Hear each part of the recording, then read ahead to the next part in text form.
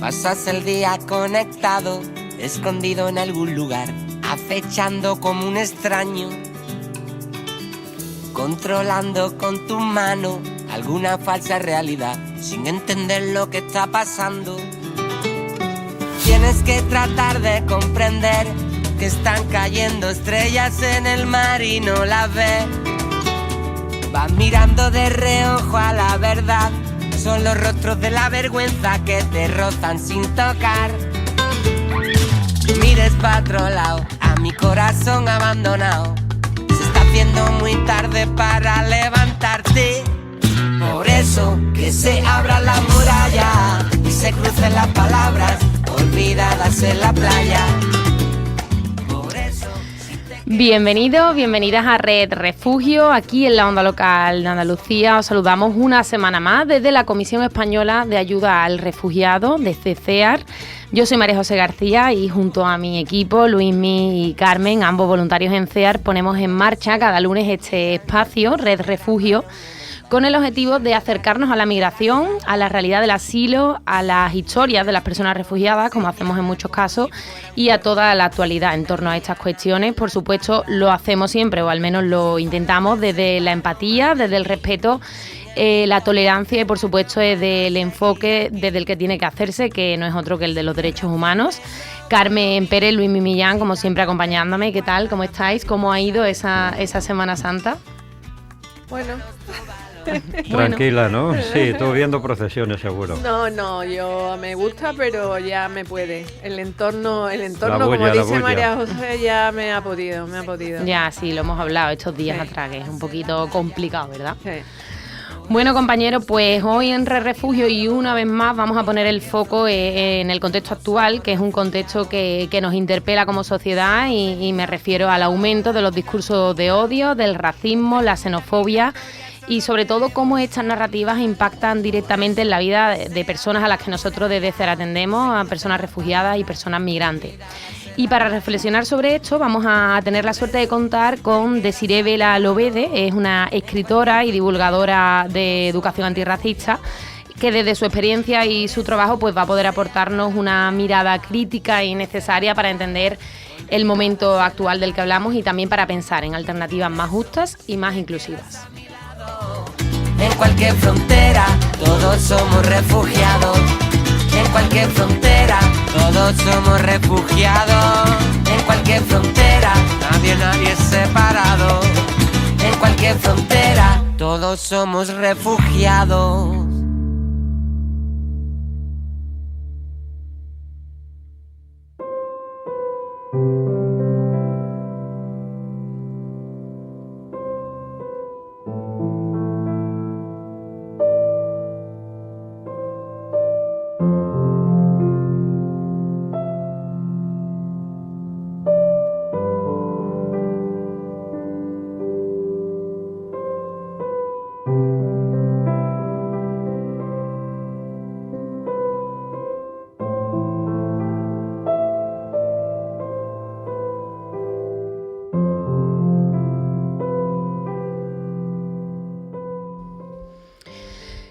Y hoy hablamos de algo que atraviesa nuestro día a día, aunque a veces no siempre lo cuestionemos, y es el poder de las palabras y de los discursos. En los últimos años estamos viendo cómo los discursos racistas y xenófobos han ido ganando espacio en el debate público, se normalizan en algunos ámbitos, como pueden ser las redes sociales, y calan en nuestra sociedad.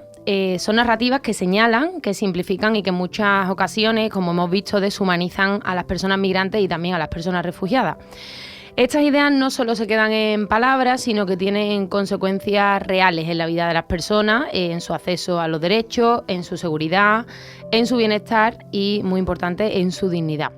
Frente a estos discursos también existen, por supuesto, resistencias, voces que cuestionan, que incomodan, que proponen otras formas de mirar y de contar, porque cambiar el relato también es una forma de transformar la realidad. Hoy queremos detenernos en todo esto, en el poder del lenguaje, en el papel de los medios, es importante, y en la responsabilidad colectiva que tenemos como sociedad. Cuando el discurso importa, lo que está en juego son los derechos, la convivencia y la dignidad de las personas.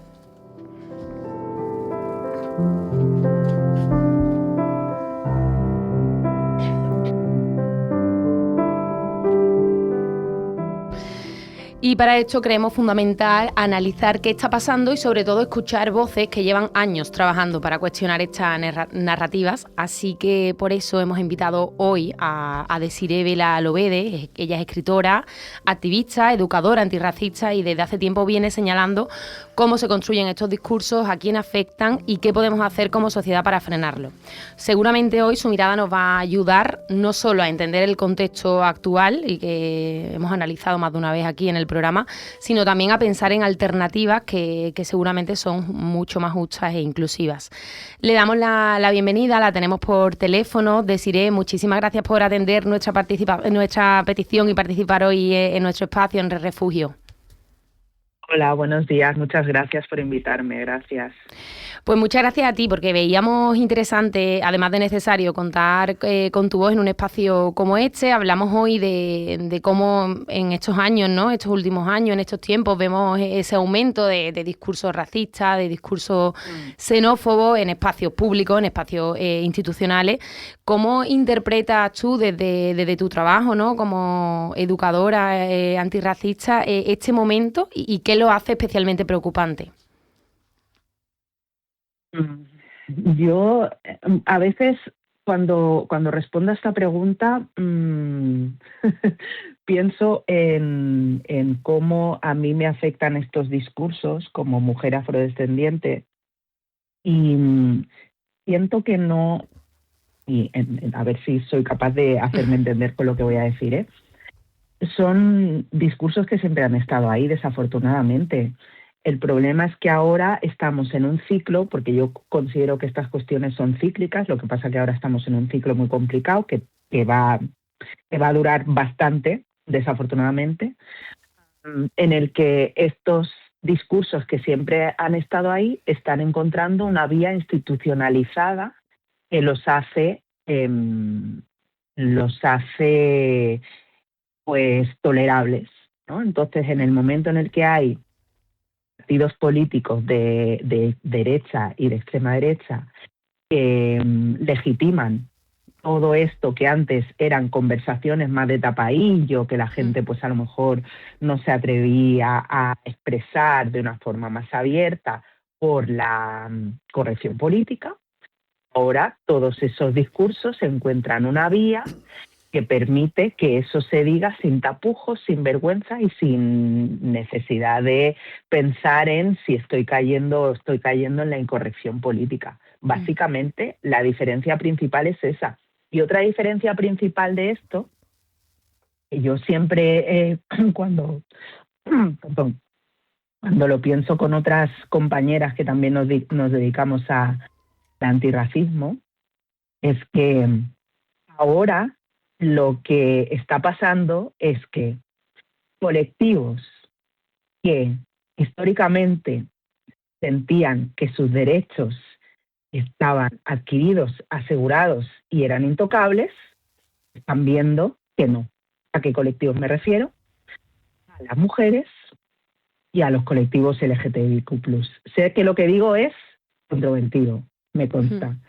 No tengo absolutamente nada en contra de ninguno de los dos colectivos. Primero, porque soy mujer. Y segundo, contra el colectivo LGTBIQ+, no tengo nada. Pero siento que estos discursos, por ejemplo, pienso en partidos de extrema derecha, ¿qué hacen? Empiezan por algo que no es muy mayoritario. ¿Y eso qué es? Migración y racismo.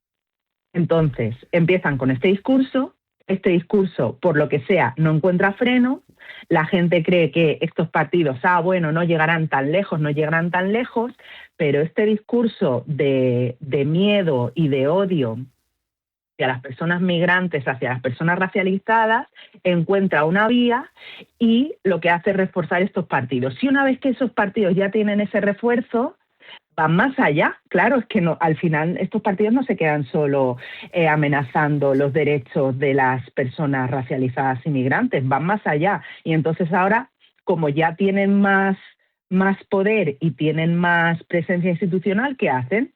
Pues lo que hace el fascismo, recortar derechos ya están adquiridos, derechos culturales, derechos de las mujeres, derechos de colectivos LGTBIQ+, porque al final el fascismo lo que quiere es vernos a todas las personas sometidas, ¿no? Entonces yo creo que la diferencia, sobre todo en la sensación que tenemos la gente de izquierda, la gente progresista, la gente que se preocupa por los derechos, por la justicia social, la diferencia ahora es esa, que generalmente las personas que nos hemos visto siempre amenazadas o amenazar nuestros derechos, etcétera, somos un grupo potencialmente mucho más pequeño o considerado más pequeño, aunque en realidad no. Pero claro, cuando esto escala y afecta a otros grupos, y esto es importante decirlo también, de personas blancas, ahí es donde se encienden las alarmas. Yeah. Es muy interesante tu reflexión. Has hecho mención, ¿no? Tú eres afrodescendiente. Yo personalmente justo he leído uno de tus libros a principios de este año, Ser mujer negra en España, y tú misma cuentas en él experiencia de racismo, de discriminación pues cotidiana como mujer racializada. ¿Qué ejemplos o qué aprendizaje de tu libro que crees que pueden ayudar a entender cómo se viven hoy los discursos de odio y también con la diferencia a lo mejor de hace 20 años, ¿no? Que también se cuentan experiencias de hace ese tiempo, ¿no? Yo es que no sé si dar ejemplos es útil o si lo que necesitamos es que la gente se forme en antirracismo más allá de escuchar experiencias de personas como yo, personas afrodescendientes, personas de otros orígenes étnicos.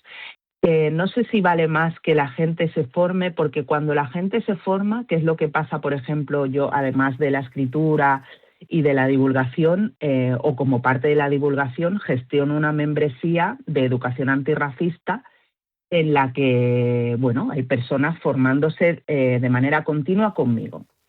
Entonces ahí lo que veo es que cuando estas personas acceden a un determinado tipo de información anticolonial, antirracista, es cuando pueden empezar a ejercer su espíritu crítico y su sentido crítico de otra manera, desde otro lugar, conectando con otras cuestiones, y eso es lo que transforma su manera de pensar, más que las experiencias, que no digo que no sean importantes, lo son.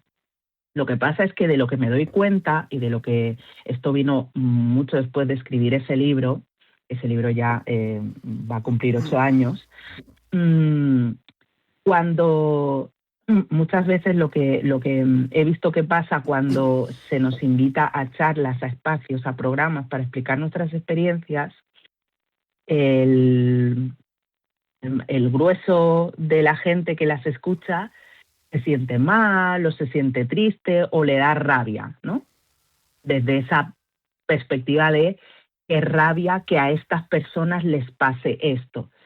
Y no digo que no esté mal, pero a mí lo que me interesa es que todas esas personas que se tienen por buenas personas piensen, ¿qué es lo que hago yo en mi día a día que perpetúa o desmantela el sistema por el que a estas personas les pasa todo lo que les pasa? Entonces yo más que poner ejemplos, yo lo que le pido a todo el mundo es que se ponga las pilas y se forme en educación antirracista. No tiene por qué ser mi membresía, hay muchísimo contenido gratuito, hay vídeos en YouTube, hay películas, hay documentales, hay libros que se pueden pedir en préstamo bibliotecario. Es decir, hay muchísimas formas para obtener información más allá de quedarnos con las experiencias de las personas que vivimos el racismo en el día a día. Sí, hay muchos recursos, sí, es cierto. Vamos a ver, mira, Desiree, soy Luismi, ¿qué tal? ¿Cómo estamos? Hola, Luismi, muy bien. Mira, estos discursos de los que estamos hablando se apoyan en ideas que inducen al miedo, ¿no? La amenaza, la invasión. Estas narrativas, ¿cómo crees que se construyen? Y sobre todo, ¿por qué calan tanto en la sociedad? Aunque tú ya has anticipado un poco. Sí, mira, la semana pasada y la anterior, porque llevo un par de semanas hablando de esto, ¿no? Y siempre nos hacemos esta pregunta, ¿no? ¿Por qué calan tanto? Pues porque van a la víscera, Luismi, y el miedo es una cosa muy irracional. Entonces, justamente la semana pasada estábamos diciendo esto, ¿no? Llega un político de extrema derecha, el bro de turno, ya sea el gym bro, el cripto bro o el bro a secas, y te cuelga un tweet o en threads de Instagram una frase con 5 palabras, apelando a ese miedo, y eso llega muy hondo porque va a lo visceral y a lo emocional. Y claro, ¿cómo desactivas eso? Desactivar eso, ¿no? Y decía, las personas con las que estábamos hablando, ¿no? Decíamos, eso es una frase de 5 palabras que tiene un poder enorme, y luego para desarticular eso no podemos hacerlo con 5 palabras, tenemos que pegar ahí la párrafa extensa, larguísima, dando datos, informes, etcétera, porque ¿cómo desactivas algo que es visceral y algo que va a la emoción? Es que es muy difícil, y ese es uno de los peligros y una de las ventajas con las que juegan estos discursos populistas que apelan al miedo. Claro, menos Por mal eso que... es importante formarse. Sí, sí. Que digo que entidades como la nuestra, como CEAR, pues vemos cómo se sigue vinculando migración con delincuencia o inseguridad, esto que estamos hablando. Sí. Bueno, eso tiene efectos, ¿no? Porque ¿qué efectos son los que tú consideras que tiene esta criminalización en la vida real, claro, de las personas? Sí, yo creo que, Luismi, esto lo que hace muy bien es ahondar en el divide y vencerás, ¿no? Sigue creando esta sensación de nosotros contra ellos, sigue creando esa sensación de desconfianza que luego pues en el día a día se traduce en el hecho de que haya muchas personas de origen étnico diverso que puedan verse agredidas verbal o físicamente en la calle, en el transporte público, en su lugar de trabajo. Por lo tanto, estos discursos impactan de esta manera, ¿no? Yo, siendo una persona afrodescendiente, una mujer afrodescendiente, sé que esos discursos generan que gente con la que me puedo encontrar por la calle me vea y piense cuestiones relacionadas con todo ese miedo. Es que cada vez hay más, es que nos invaden, es que mira tú, y toda esa desconfianza al final afecta en cómo se nos percibe y en cómo se nos trata a las personas racializadas en general. Hola, Desiree, soy Carmen, ¿qué tal? Hola, Carmen. Mira, te quería preguntar, como estamos aquí en un medio de comunicación, ¿qué papel crees tú que estamos jugando los medios de comunicación y las redes sociales en la difusión o en la contención de esos discursos? Pues mira, Carmen, yo creo que los medios de comunicación, voy a empezar por medios de comunicación y luego si acaso vamos a redes sociales, creo que los medios de comunicación sois creadores de realidad, ¿no? Entonces, lo mismo,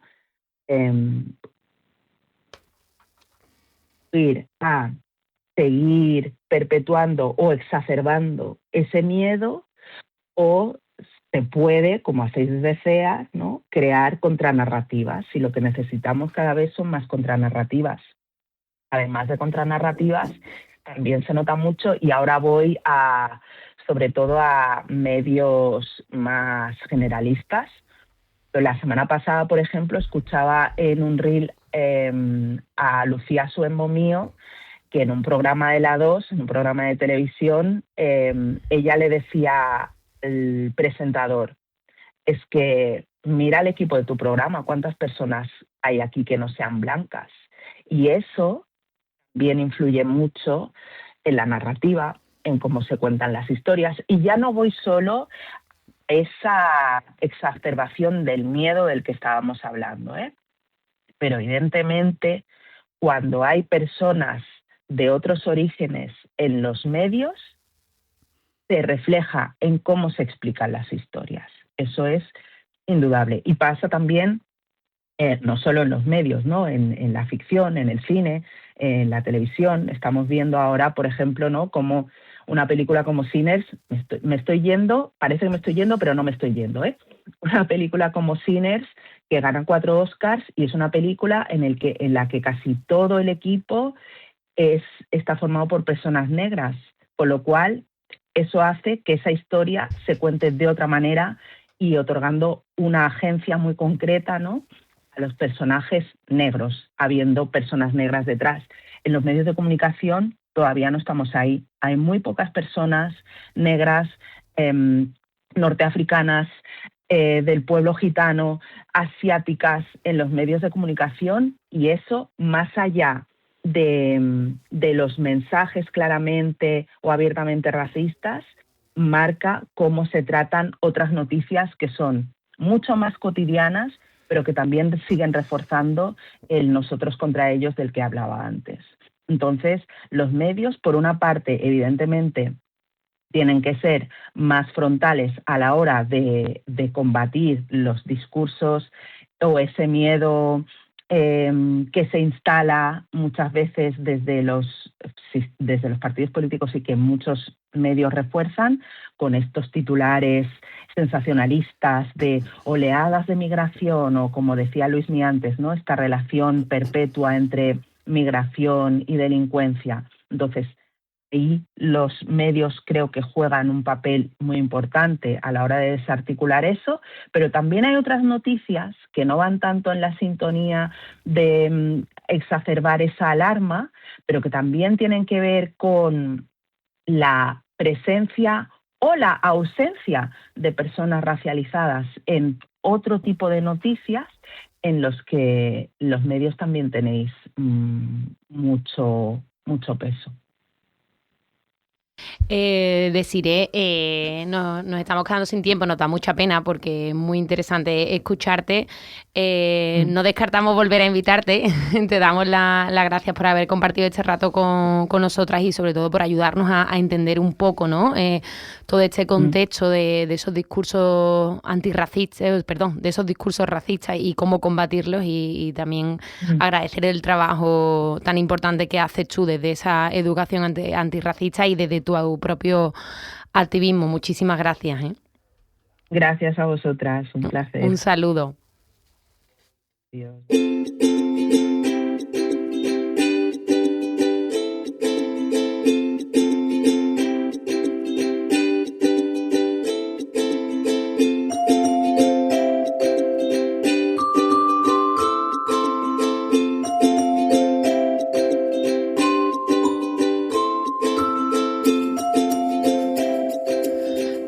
Bueno, Carmen, ¿qué nos traes hoy?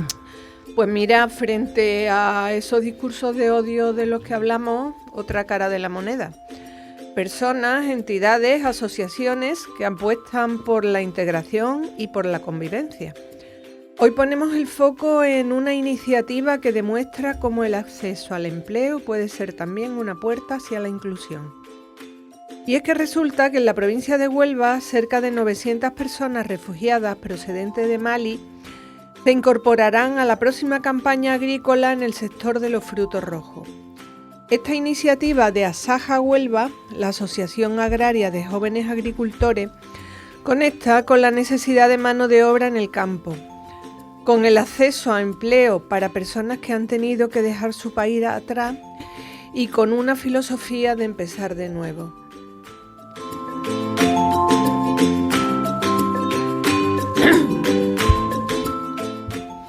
Hablamos de contratos de varios meses, con condiciones laborales reguladas y alojamiento facilitado, lo que supone mucho más que un trabajo puntual.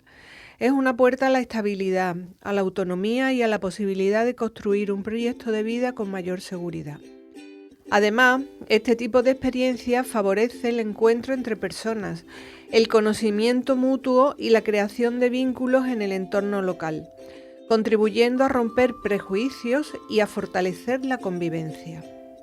Y es que iniciativas como esta demuestran que cuando hay voluntad y colaboración entre el tejido empresarial, las administraciones y las entidades sociales, es posible generar soluciones que beneficien a todas las partes, porque el refugio también se construye desde el acceso a los derechos, desde el empleo digno y desde las oportunidades reales de inclusión. Pues sí, Carmen, una iniciativa que nos recuerda algo fundamental, y es que cuando se generan oportunidades reales, las personas no solo reconstruyen sus vidas, también aportan, participan y enriquecen, por supuesto, la sociedad que las acoge. Así que apostar por el empleo digno es siempre apostar por la inclusión y por la convivencia. Gracias por traer este tema.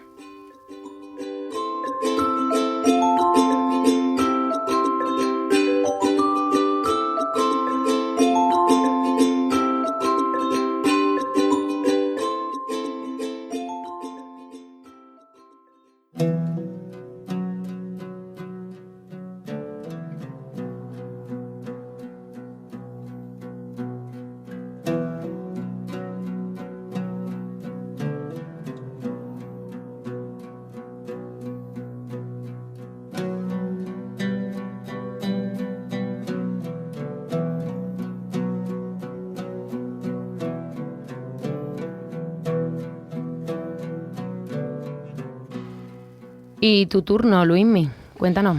Bueno, pues hoy vamos a hablar de Ghassan Zaktan, nacido en 1954, poeta palestino y autor de 10 colecciones de poesía. También es novelista y editor. Nació en Beit Yala, cerca de Belén, y ha vivido en Jordania, Beirut, Damasco y Túnez. Su libro Como un pájaro de paja me sigue fue galardonado con el Premio Internacional de Poesía Griffin en 2013. Hoy traemos su poema Aquella vida.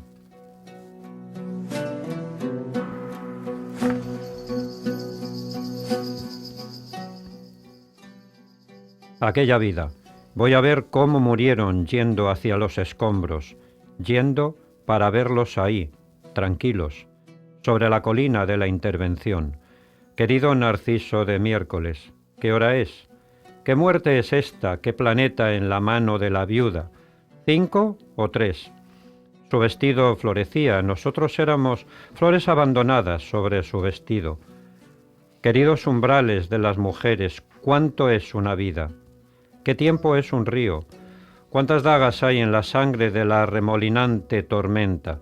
3 o 5. Dejamos que la ciudad jugara y guardamos enrollados nuestros amplios velos. Voy a ver cómo murieron, yendo hacia los escombros, yendo para ver su muerte. Colinas del norte, viento que se levanta del sur, voy a llamarlos por sus nombres.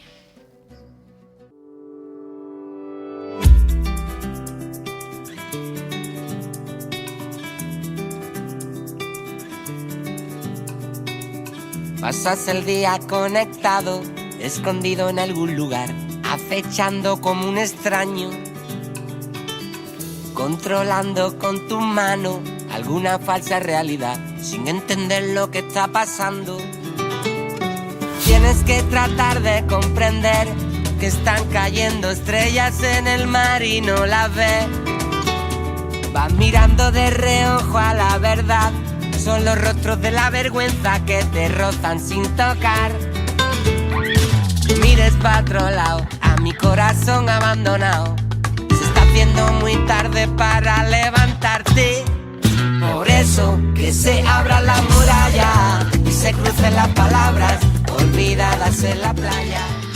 Y finalizamos ya este espacio donde hemos puesto el foco en el aumento de los discursos de odio, racismo y xenofobia, y en esas alternativas y narrativas que nos permiten abordar esta cuestión desde la tolerancia y los derechos humanos. Lo hemos hecho junto a la escritora y activista antirracista Desiree Vela Lobede. Podéis volver a escuchar este programa en www.ondalocaldeandalucía.es y también buscándolo por Red Refugio en iVoox. Además que CEAR Andalucía, CEAR en Andalucía está en Instagram, X y Facebook. Ahí podéis seguirnos para estar al tanto de toda la actividad y de las iniciativas y actividades de CEAR. Pues Luismi y Carmen, muchísimas gracias a los dos como siempre. Que tengáis buena semana, ya estamos casi en feria, ¿eh? Ya. Muy bien, nos prepararemos. Nos vemos la semana que viene. Gracias también a Ángel Macías de la Onda Local en la realización técnica del programa, y a todos vosotros y vosotras, gracias por acompañarnos una semana más y por hacer posible Red Refugio. Hasta la semana que viene. Chao. Por eso que se abra la